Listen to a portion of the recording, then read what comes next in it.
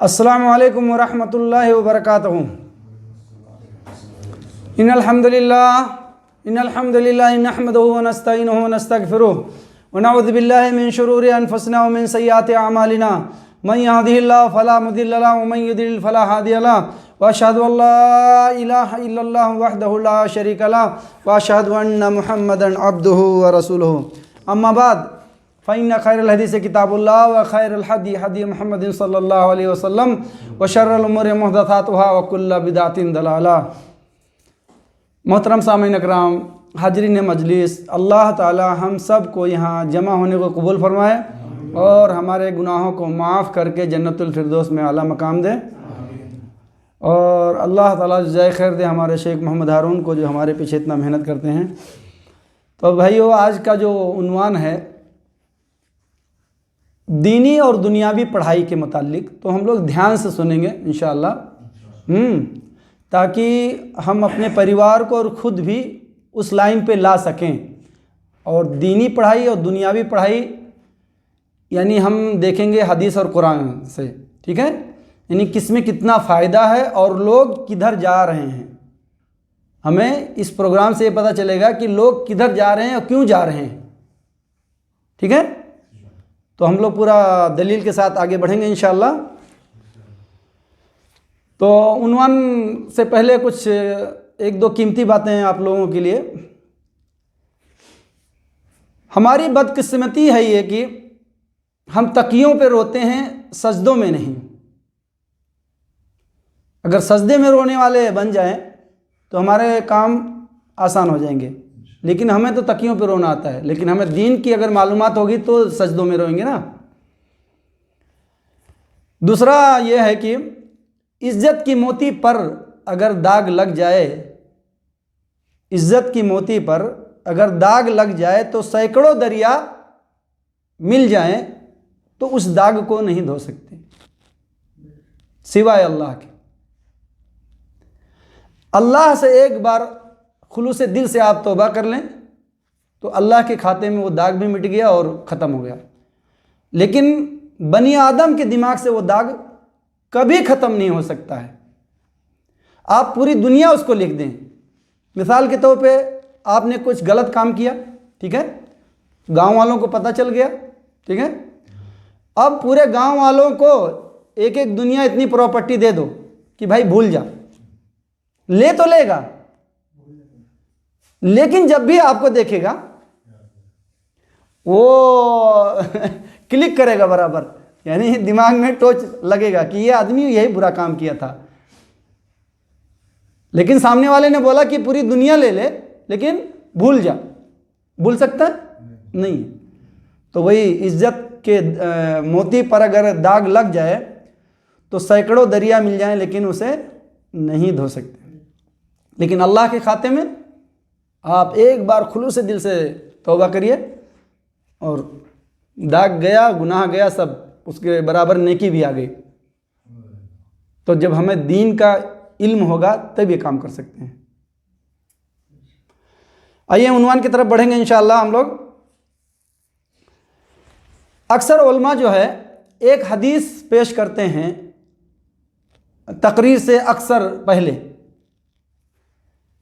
यानी ये हदीस ये है कि इब्न माजा की है 224 में और मिशकात में है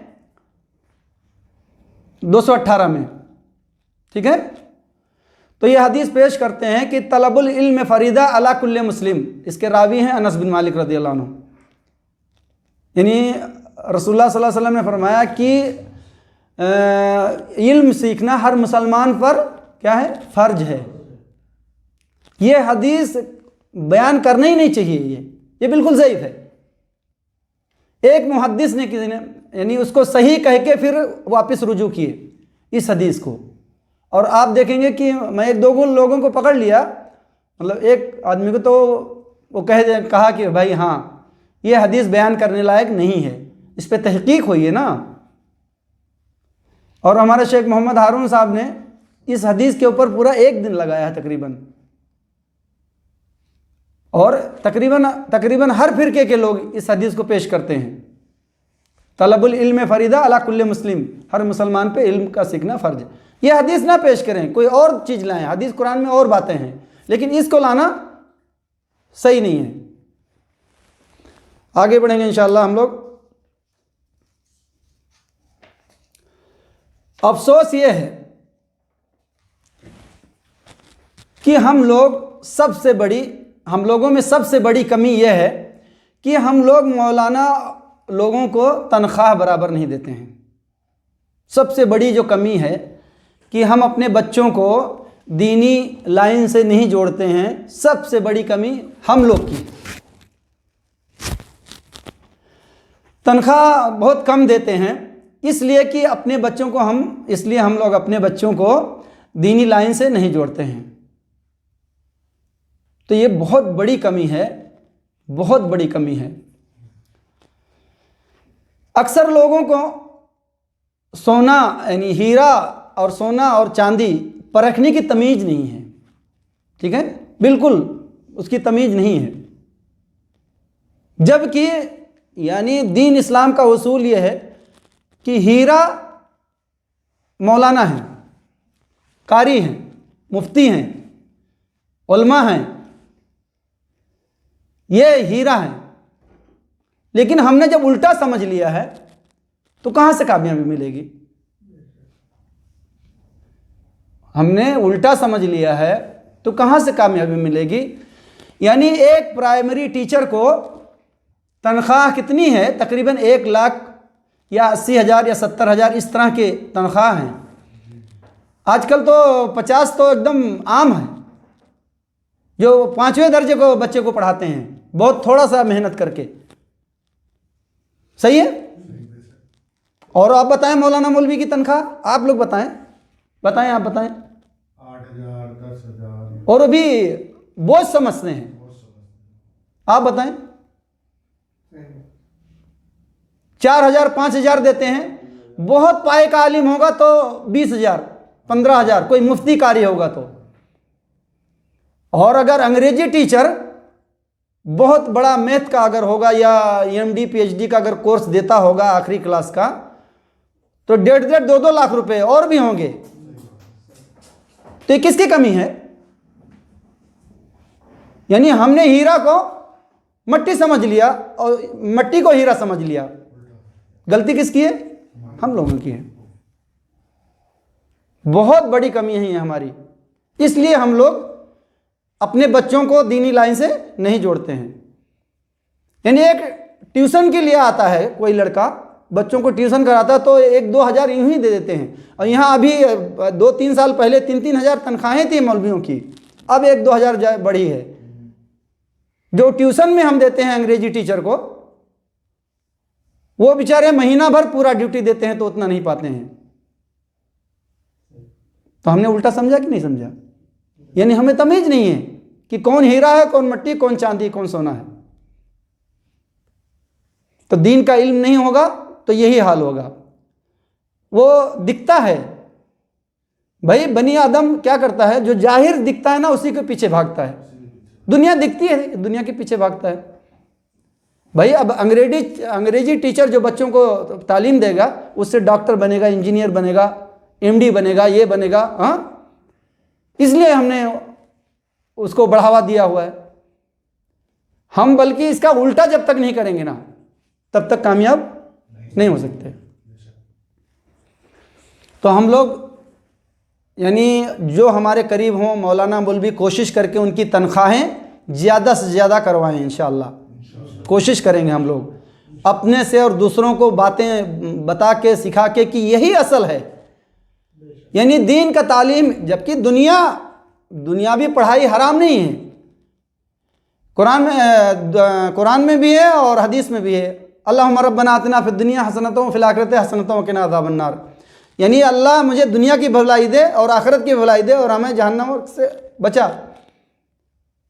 तो हम दुनिया आखिरत दोनों की भलाई मांगते हैं ना। तो दुनिया हराम, दुनिया में कमाना या दुनियावी पढ़ाई करना या दुनियावी इल्म सीखना हराम नहीं है। लेकिन तुम असल चीज़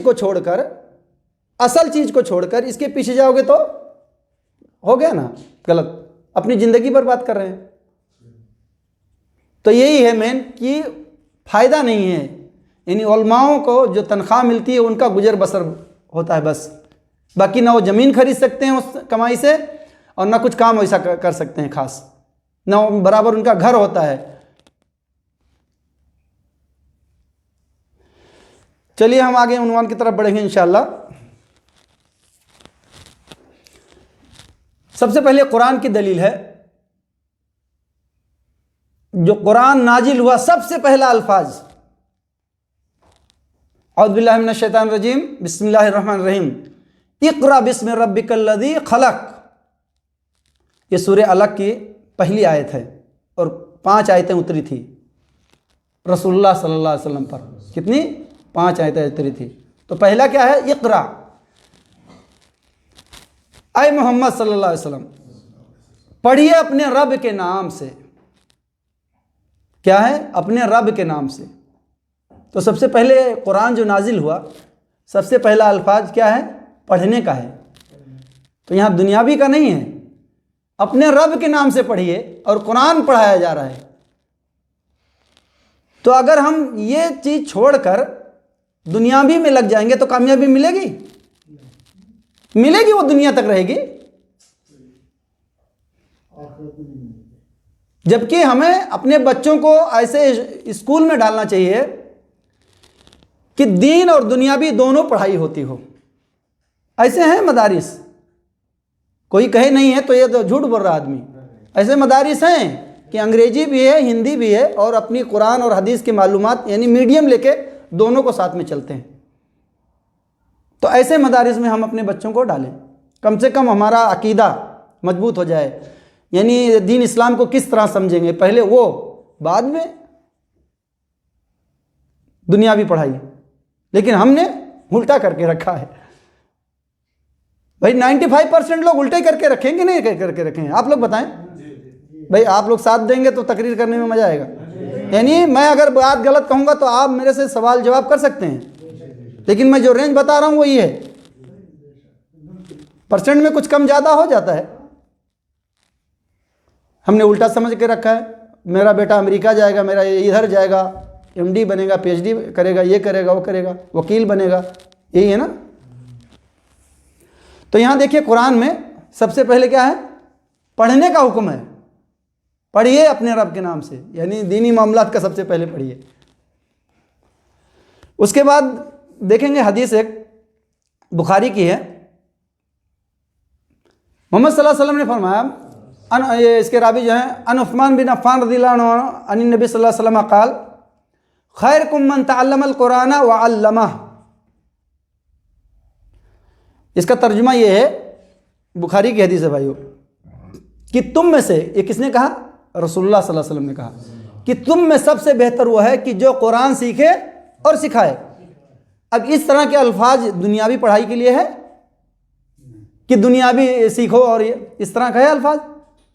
देखिए ये बुखारी की हदीस है कि तुम में बेहतरीन वो है जो कुरान सीखे और सिखाए।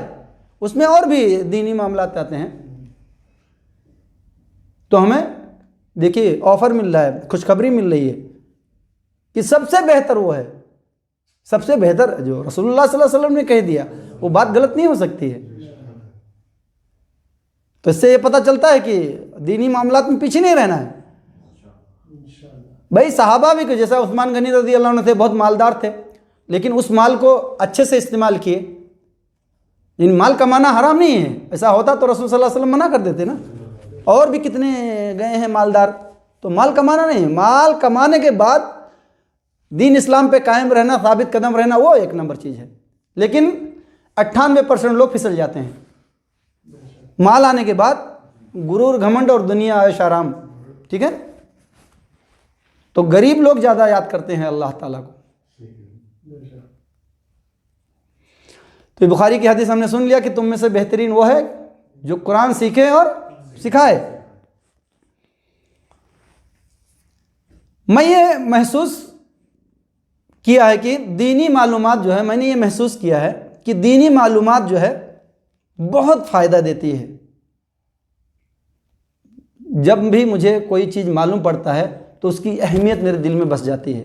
अक्सर आदमी आप तजुर्बा करें कि किसी चीज़ पे, दुनियावी चीज़ पे अगर आप मेहनत करें तो आपके दिल में उसकी मोहब्बत बस जाएगी। आप एक जानवर पाल के देखें तो आपको वो अच्छा लगने लगेगा। आप एक कोई बच्चा पाल के देखें तो वो उससे आपको मोहब्बत हो जाएगी। आप किसी लाइन में अगर मेहनत कर रहे हैं दुनियावी टेक्नोलॉजी में तो आपको उस लाइन से मोहब्बत हो जाएगी। तो आपको जब भी दीनी मामलात का अच्छी चीज़ मालूम होगा तो आप उसकी अहमियत आपके दिल दिमाग में बस जाएगा। भाई हीरा और मोती यानी हीरा और सोना और मिट्टी का पहचान नहीं है। मान लीजिए एक जंगली आदमी को, जंगल में रहता हो, उसका बनी आदम से उतना ताल्लुक ना हो, उसे पता ना हो कि सोना चांदी रुपया पैसा क्या होता है, अपना खाता हो और वहीं जंगल में रहता हो, उसको 1-2 किलो का हीरा इतना बड़ा दे दिया जाए तो उसके बच्चे खेल कूद के क्या करेंगे? फेंक देंगे। सही है ना? लेकिन अगर उसको अहमियत पता चल जाए कि मैं एक शहर खरीद सकता हूं 2 किलो हीरा, उसको ये पता चल जाए अहमियत, तो खेल कूद के खराब करेगा उसके बच्चे या खुद? हाँ नहीं, वो तो उसको संभाल के रखेगा और छुपा के रखेगा, बल्कि जमीन में दफन करके रखेगा कि चोरी ना हो जाए, और कहीं बेचेगा बड़ा प्लानिंग से। हाँ, तो जब हमें दीन इस्लाम की अहमियत पता चल जाएगी तो हम उसकी कदर करेंगे। तो जब हम दुनियावी के पीछे मेहनत करते हैं तो दीन की कदर क्या करेंगे फिर? जैसा मुझे जब मालूमात हुआ यानी दीनी मामलात थोड़ा बहुत जो, तो उसकी अहमियत जब मुझे पता चली, तो मिसाल के तौर पे जब मुझे पता चली कि 2 नमाजों के दरमियान यानी 2 अजानों के दरमियान, अकामत से पहले और अजान के बाद की दुआ रद्द नहीं होती है, जो दुआ की जाए वो कबूल होती है। ठीक है, तो जब मुझे अहमियत पता चली तो मैं बराबर मांगता हूँ अल्हम्दुलिल्लाह जैसे मौका मिलता है। नंबर 2, अगली सफ़ में कितना सवाब है। जब मैंने दीन इस्लाम को पढ़ा यानी कि उसके अक़वाल अफ़ाल को पढ़ा तो मुझे ये पता चला कि अगले सफ़ में बहुत फ़ायदा है। तो मैं जब भी मस्जिद में दाखिल होता हूँ तो सबसे पहले अगर कहीं भी थोड़ा जगह खाली है ना तो उसमें मैं जाके, और अक्सर मुझे अल्हम्दुलिल्लाह मिल जाता है। क्यों? जिसको इल्म नहीं है वो क्या करते हैं, 1-2 आदमी का जगह खाली हुए पीछे सफ़ लग जाती है, तो पीछे वालों की नमाज नहीं होगी। तो मैं क्या करता हूँ, जब भी एंट्री करता हूँ देखता हूँ कहीं खाली है, क्योंकि अहमियत बहुत है, और भी खास करके राइट में, तो मैं देखता हूँ कि राइट अगले सफ़ में कहीं जगह खाली है, और अगर पहले पहुँचा तो पीछे नहीं बैठूँगा अगले सफ़ में, क्योंकि मुझे अहमियत पता हो गई है अल्हम्दुलिल्लाह। तो ये है, अगले सफ़ में मैं कोशिश करता हूँ। रोज़ा खोलने से पहले दुआ कबूल होती है, रद्द नहीं होती है। अहमियत मुझे मालूम पड़ गया तो मैं ज़ाया नहीं होने देता हूँ अल्हम्दुलिल्लाह।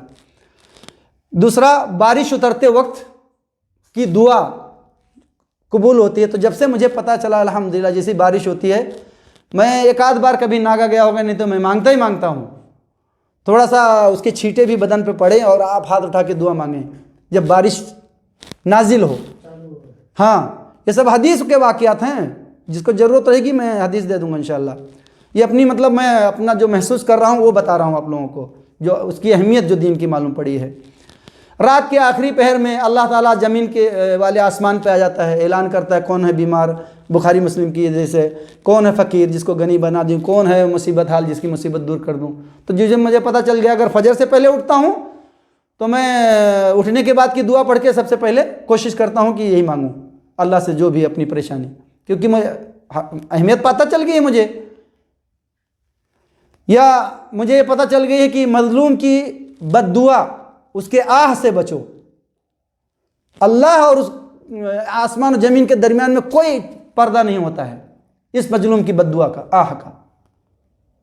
तो मैं कोशिश करता हूँ कि किसी के ऊपर जुल्म ना करूँ, क्योंकि उसके अल्फाज अदा करना ज़रूरी नहीं है, उसका आह भी तुमको ले गिरे। हाँ, डायरेक्ट अर्श पे जाती है।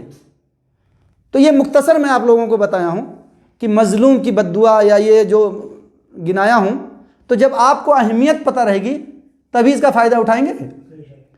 भाई उसको 2 किलो हीरा मिला, उसको कुछ पता नहीं है सोना चांदी क्या होता है, उसके बच्चे खेल के खराब कर दिए, लेकिन अहमियत पता चल जाएगा तो करेगा ऐसा? समाज में रखेगा। 2 किलो हीरा 1 शहर खरीद लेगा वो। चलिए आगे बढ़ेंगे। अब यहां देखेंगे कि आदमी जो है अपने बच्चों को LKG से लेके, यानी जो बड़ी डिग्री है EMD PhD DM, ये तरीके ऊंची डिग्री है सब तकरीबन, ठीक है। इसके बाद आदमी उतना ज़्यादा नहीं पढ़ता है। तो यहाँ तक कितना माल लगता है वो हम देखेंगे, ठीक है, ताकि हमें एहसास हो, यानी एहसास ये हो कि खाली दुनिया के पीछे नहीं भागना है, दीन है, नंबर 1 पे दीन है, इस्लाम के कवानीन है।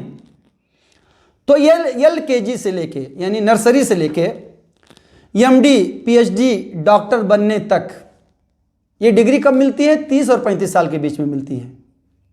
सही है? मतलब 1-2 साल कोई बहुत लड़का फास्ट है, उसका साल कोई ज़ाया नहीं हुआ, पास होते चले गया तो जल्दी मिल गई। 2-4 साल अगर कोई फेल हो गया, कहीं इधर उधर हो गया, बीमार या कुछ, तो 35 साल बराबर है। यानी जो बड़ी पोस्ट की, यानी ये जो डॉक्टरी का MD है और भी उससे ज़्यादा जो पढ़ाई है, या यानी ऊंची डिग्री जो है, तो 30 से 35 साल के बीच में मिलती है। तो हम 35 मान लेते हैं, ठीक है।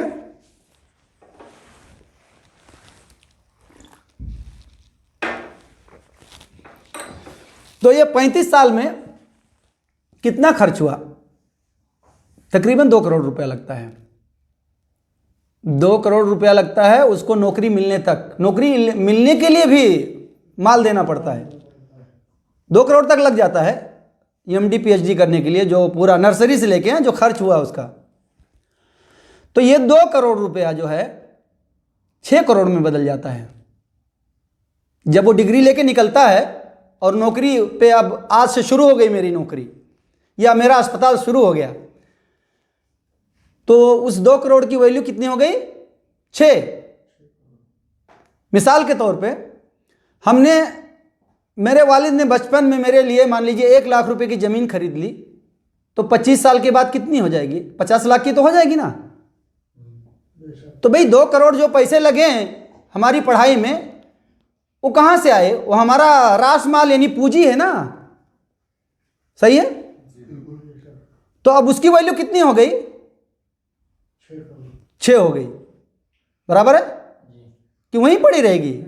जैसे जमीन 1 लाख रुपए की थी, बचपन में मेरे वालिद ने खरीद दिया, अब वो 25 साल के बाद 50 लाख 80 लाख जैसा मौका हो, भाई वही है ना। हमारे पास जमीन है अल्हम्दुलिल्लाह, पता है, हाँ करोड़ की वो पहुंच जाएगी। तो 2 लाख रुपया जो खर्चा हुआ वो 6 में बदल गया जिस दिन से आपने नौकरी शुरू किया, अस्पताल शुरू किया, ठीक है। अब हम 35 से लेके और 45 साल तक, यानी जब 45 की उम्र तक इसकी रिकवरिंग करेंगे, भरपाई। ध्यान से सुने, क्या करेंगे भाई? जो हमने लगाया उसकी हम अपनी पूंजी तो पहले निकालेंगे ना, जो हमने इन्वेस्टमेंट किया है। तो 45 साल की उम्र हो गई, अब वो 6 करोड़ ये 10 साल में कवरिंग करे, अगर उसके हुनर ने साथ दिया तो, नहीं तो गया, ठीक है। अब 45 साल की उम्र में उसकी जो पूंजी थी, रास माल जिसको कहते हैं, वो बराबर हो गया इन्वेस्टमेंट। अब 45 के बाद वो अपने लिए कमाना शुरू किया 15 साल के लिए। कितने साल के लिए भाई? 45 और 15 60 हुआ ना। 60 साल जिंदगी आम है, वो भी अगर जिंदगी ने साथ दिया तो बराबर। तो आदमी नेचुरल यानी इस सब चीज में अगर खरा उतरते गया तो सिर्फ 15 साल के लिए जद्दोजहद कर रहा है, हराम हलाल की तमीज नहीं रख रहा है, दीन इस्लाम को कुरान हदीस को ताक पे रख के, ये 15 साल के लिए सिर्फ, हाँ, अपने अल्लाह और रसूल के यानी हुक्म को छोड़ के सिर्फ 15 साल के लिए जद्दोजहद कर रहा है। दिनों रात उठा उठा के किताबें पढ़ रहा है, पूरी चश्मे लग गए हैं, हाँ बराबर है। 60 साल जिंदगी आम है, वो भी जिंदगी ने साथ दिया तो आदमी सिर्फ नेचुरल अगर MD PhD जो भी हो गया तो सिर्फ 15 साल के लिए, वो भी बाद में आपको क्या है डॉक्टर बोलेगा तुम्हारे लिए गोश्त खाना हानिकारक है, यानी नुकसानदायक है, आप दाल और उसका पानी पिए। जब भी आदमी बड़ा इतना हो जाता है तो उसको अक्सर बीमारी पकड़ लेती है, तो वो 15 साल जो कमाया वो उससे भी रहा। तो ये है दीनी पढ़ाई और दुनियावी पढ़ाई के फायदे। यानी हमने समझ लो सिर्फ अपने लिए 15 साल नेचुरल कमाया, जिंदगी ने अगर साथ दिया तो बराबर है। मेरे कान जो है सुनने के लिए तरस जाते हैं, मेरे कान सुनने के लिए तरस जाते हैं कि कोई मजलिस में बोले कि मेरा बेटा हाफिज बनने का तैयारी कर रहा है, या आज डिग्री लेने जाना है तैयारी कर रहा है, या एडमिशन की तैयारी कर रहा है कोई स्कूल में, मदरसे में, अच्छे बड़े मदरसे में। बस मेरे कान को एक ही आवाज़ आती है 99%, 12वीं की तैयारी, बीए की तैयारी, उस कॉलेज की तैयारी, डॉक्टरी की तैयारी, पीएचडी की तैयारी, ये इधर डोनेशन देना है, उधर डोनेशन देना है, ये करना है। यानी बस वही। मैं कहाँ है आपका बेटा? अरे वो फला कॉलेज में है, डॉक्टरी की तैयारी कर रहा है। हाँ, आपका बेटा कहाँ है? अच्छा फला जगह है, वो एमडी की तैयारी कर रहा है। बराबर है। आप बैठेंगे मजलिस में तो आपको सिर्फ ये तैयारी की बात आएगी। यंग लड़के हों या और भी, अगर बड़ी उम्र का है तो बेटे का नाम लेगा, और अगर यंग लड़के हैं तो बोलेंगे मेरी तैयारी चल रही है पीएचडी की, मेरी तैयारी चल रही है इसकी, मेरी तैयारी उसकी चल रही है, वो मैथ का एग्ज़ाम है, ये है, मैं घर का काम नहीं कर सकता हूँ, मैथ बहुत हार्ड है। बराबर है। लेकिन मेरे कान तरस जाते हैं कि कोई कह दे कि मेरा बच्चा डिग्री लेके आया है, हाफिज बन गया, मेरा बच्चा आलिम बन के आया है। हाँ, ये आप बहुत कम सुनेंगे। तो अल्लाह ताला हम सबको हिदायत दे और अच्छे रास्ते पे चलने की तौफीक दे, ताकि हम अपने बच्चों को, और ये काम कब होगा? जब आपके बच्चे छोटे हों। अब मान लीजिए मुझे एहसास हुआ, अब बच्चे बड़े हो गए हैं तो टर्न करना थोड़ा दिक्कत होता है, यानी वो सीधा करने के बजाय और थोड़ा सा। इसलिए आप जब शुरू से यानी बुनियाद से ये कोशिश करेंगे तो आपका बच्चा दोनों इल्म हासिल करेगा। वरना हमारी पकड़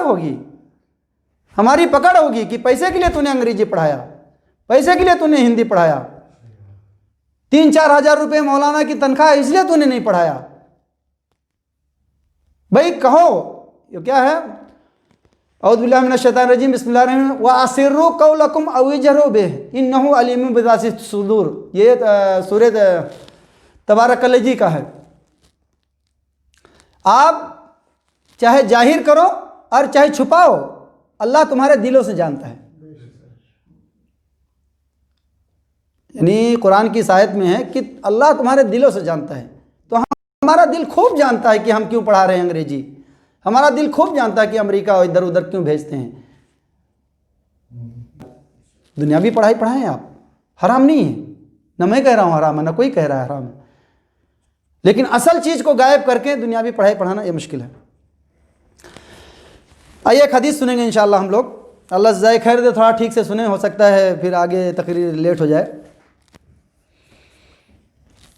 अन अबी हुरैरा रज़ियल्लाहु अन्हु अन्ना रसूलुल्लाह सल्लल्लाहु अलैहि वसल्लम क़ाल इज़ा मातल इंसानु इनक़ता अन्हु अमलुहु इल्ला मिन सलास, इल्ला मिन सदक़तिन जारिया औ इल्मी यंतफ़उ बिही औ वलदिन सालिहिन यदऊ लह। ये मुस्लिम की हदीस है भाई, 4223। ये हदीस आप देख सकते हैं। इसमें क्या है? इसमें यह है कि रसूलुल्लाह सल्लल्लाहु अलैहि वसल्लम ने फरमाया कि आदमी जब मर जाता है तो उसके दफ्तर बंद हो जाते हैं सिवाय 3 चीज़ों के। सदका जारिया रह जाता है, और नफ़ा बख्श इल्म अगर हमने किसी को सिखाया है तो वो रह जाता है, और हमारे जो बच्चे हमने जो पीछे छोड़े हैं, अगर नेक साले छोड़े हैं तो वो हमारे पीछे दुआ करेंगे। यानी ये 3 बातें इस हदीस में हैं, सदका जारिया और किसी को नफ़ा बख्श इल्म सिखाना, हदीस कुरान अच्छी बातें, और नंबर तीसरा जो है नेक औलाद छोड़ के जाना। तो नेक औलाद आप कब छोड़ोगे? जब हम दीनी पढ़ाई पढ़ाएंगे तब तो छोड़ के जाएंगे कि ऐसे ही? भाई जब हमें अहमियत का पता ही नहीं है, जब हमें अहमियत का पता ही नहीं है तो क्या हम अपने वालिद साहब के लिए दुआ करेंगे? क्या वालिदैन के लिए हम दुआ करेंगे? हम कैसे पढ़ेंगे रब्बि इरहमहुमा कमा रब्बयानी सगीरा? ऐ अल्लाह हमारे वालिदैन पे रहम कर जिस तरह उन्होंने मुझ पे बचपन में रहम किया। कुरान की दलील है। तो जब जैसे वो हीरे की तमीज़ नहीं है वो जंगली आदमी को, ऐसे जब हमारे बच्चों को नहीं पता रहेगा तो क्या दुआ करेंगे हमारे पीछे? और याद रखें और तहकीक कर लेना कि जितने ऊंचे पोस्ट वाले हैं 98% दीन से पैदल हैं। तहकीक कर लेना एक आदमी, और फिर मुझसे टेलीफोन में बात कर लेना कि आपने सही कहा है गलत कहा है। परसेंट कुछ आगे पीछे हो सकता है, 98% जितने ऊंचे पोस्ट वाले हैं, एमडी पीएचडी डॉक्टर जितने भी ऊंचे पोस्ट वाले हैं दीन से पैदल हैं। नमाज का तरीका नहीं मालूम है, रोजे में क्या क्या अहकामात है नहीं मालूम है, हज किस तरह करेंगे, हाँ पड़ोसी के हुकूक क्या है, वालिदैन के हुकूक क्या है, नहीं पता है। क्यों? तो जब पता ही नहीं तो सिस्टम आप कैसे सीधा करोगे? भाई एक नए आदमी को दिया जाए कि साइलेंट, मोबाइल में साइलेंट कहाँ है, ठीक है, हो सकता है वो 2-3 दिन भी लगा दे। अगर नहीं मालूम है तो 2-3 दिन भी लगा दे, उसको साइलेंट का ऑप्शन नहीं मिलेगा। अब मोबाइलों में थोड़ा आसान आ गया है, पुरानी मोबाइलों में बहुत डीप में रहता था अंदर। भाई और कोई कॉल डाइवर्ट करना है मान लीजिए मिसाल के तौर पे, साइलेंट तो आसान है, तो हो सकता है वो हफ्ता भर लगा जाए रह जाए, लेकिन उसको ऑप्शन नहीं मिल सकता है, परेशान होकर छोड़ देगा वो। तो हमें जब सिस्टम मालूम रहेगा तो सही करेंगे ना। तो जितनी ऊंची पोस्ट वाले अक्सर दीन से पैदल हैं, क्योंकि उन्होंने पूरी जद्दोजहद उसी में किया। आइए आगे एक हदीस और सुनेंगे इंशाअल्लाह हम लोग। दीनी पढ़ाई का एक फ़ायदा एक सुन लेंगे, कुरान की दलील हम लोग। ये तिरमिज़ी की हदीस है 2910 में, अलिफ लाम मीम एक हर्फ नहीं है, एक कलाम नहीं, ये है 3, और एक हर्फ पे 10 नेकियां मिलेंगी। कितनी? 10, यानी एक नेकी 1 से 10। तो अगर अलिफ लाम मीम पढ़ लिए तो 30 नेकियां हो गई। तो हमें जब दीनी मामूलात मालूम रहेगा तब तो हम पढ़ेंगे ना, तब तो मालूमात करेंगे, तब तो कुरान की तिलावत करेंगे। तो जो भी दीनी पढ़ाई करता है, दुनिया मिले ना मिले, लेकिन आखिरत तो है ना उसका, क्योंकि एक हर्फ पे, और ज़्यादातर मौलाना मौलवी ही कुरान पढ़ते हैं, नॉर्मल आदमी उतना नहीं पढ़ता है। और यही शेर हैं, क्योंकि कोई ऐसा अक्सर यानी 99% मौलाना मिलेंगे जिनकी दाढ़ी होंगी। तो हमने यानी हीरे को मट्टी समझ रखा है, तो कैसे समझ में आएगा जब दीनी मामलात नहीं है? भाई दाढ़ी निकाल के ही हम खूबसूरत अपने आप को समझ रहे हैं, तो फिर हम गलत समझ रहे हैं, उल्टा समझ रहे हैं। आम को इमली, इमली को आम समझ रहे हैं, जबकि रसूलुल्लाह सल्लल्लाहु अलैहि वसल्लम सबसे ज़्यादा खूबसूरत थे, उसके बाद यूसुफ अलैहिस्सलाम थे। तो इसी तरह है, जब मालूमात रहेगी तो हम उसका फ़ायदा उठा सकते हैं। आइए एक हदीस और सुनेंगे इंशाअल्लाह हम। आयशा रज़ियल्लाहु अन्हा से रिवायत है कि रसूलुल्लाह सल्लल्लाहु अलैहि वसल्लम ने फरमाया, जो शख्स कुरान पढ़ता है और उसका माहिर है वो मुअज़्ज़िज़ फरिश्तों के साथ होगा, और जो शख्स कुरान पढ़ता है और उसमें अटकता है और क़िराअत शाक होती है उसको दोहरा अजर मिलेगा। देखिए कितनी खुशखबरी है, अल्लाह ताला किसी को महरूम नहीं करके रखा है। यानी इस हदीस में क्या है, ये हदीस बुखारी की भाइयों 4937 और मुस्लिम की है 1862-1863। ठीक है। इसमें यह है कि जो कुरान कि कवानीन ग्रामर जानता है, तजवीद को जानता है, अच्छे से पढ़ता है, वो मुअज्जिज़ फरिश्तों के साथ होगा, यानी उसका इज्जत। और जो अटक अटक के पढ़ता है, नया आदमी, उसकी जबान फंसती है या वो अभी शुरू कर रहा है, बड़ी परेशानी से वो मतलब दुश्वारी से याद करता है और उसकी थोड़ा अकल भी मान लीजिए कमज़ोर है, तो जो भी इसको अटक अटक के नया आदमी पढ़ता है तो उसको डबल सवाब है, डबल। कितनी अल्लाह ताला की रहमत देखिए। ये खुलासा थोड़ा पढ़ लेंगे। कुरान का माहिर होने का मतलब यह है कि वो यानी उसके उसूल कवायद से पढ़ता है, लेकिन अल्लाह ताला ने यानी जो अटक के पढ़ता है उसको भी महरूम करके नहीं रखा है, उसको भी महरूम करके नहीं रखा है।